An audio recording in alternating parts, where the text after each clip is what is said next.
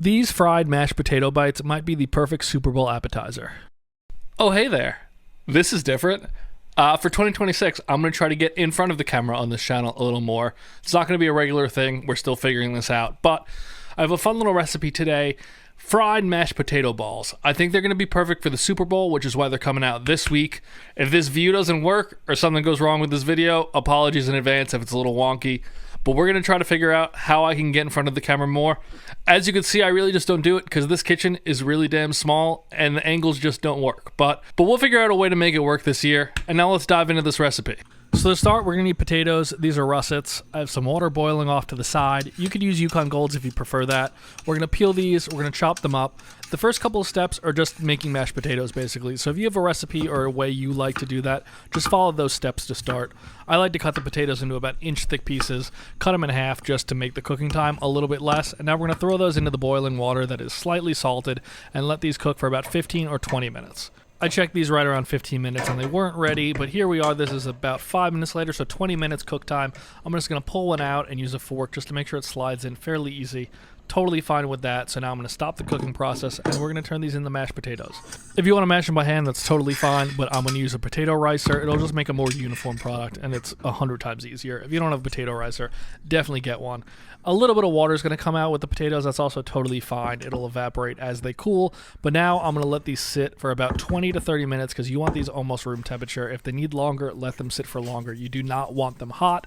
Once it's cooled, we're going to add the seasoning, a good amount of garlic salt or any salt you want to use if you want them salty, like potatoes or french fries, a little bit of black pepper, cornstarch. Some people use flour, but the cornstarch will bind them a little easier and give them a crispier finish. And now this is cheddar cheese. I wound up using about half a bag, but use a full pound of cheddar cheese. Mine weren't as cheesy as I wanted, but you could adjust and add anything else you want. I wound up adding about another tablespoon worth of cornstarch, and now we're just going to mix it by hand.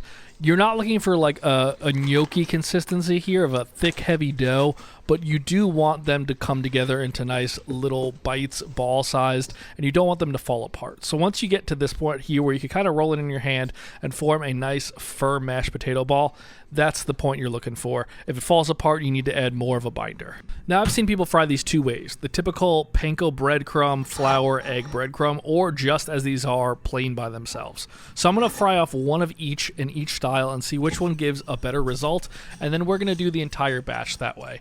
I'm going to show you just how these two come out and do a little quick taste test, but then you'll have to wait and see how I actually decided to finish them off. But they were two very distinct results.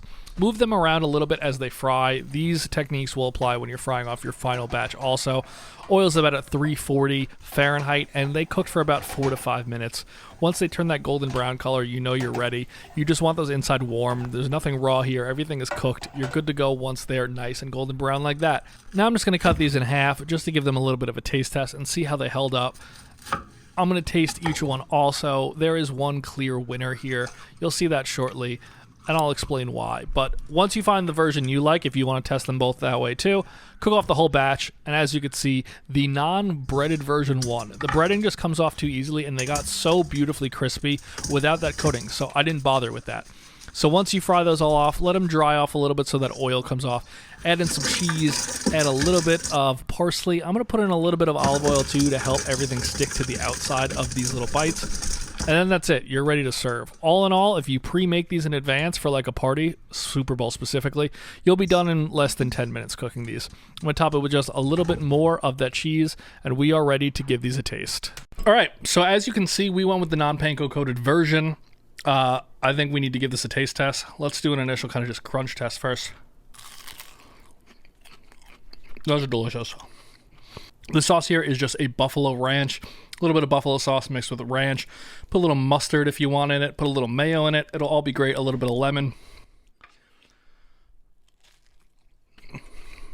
That combo with the cheese, the parsley, everything about this is just absolutely fantastic. Make this for Super Bowl. Your friends are absolutely going to love it. Let me know what you guys think about this new filming setup. Maybe I'll be on camera more this year, maybe not.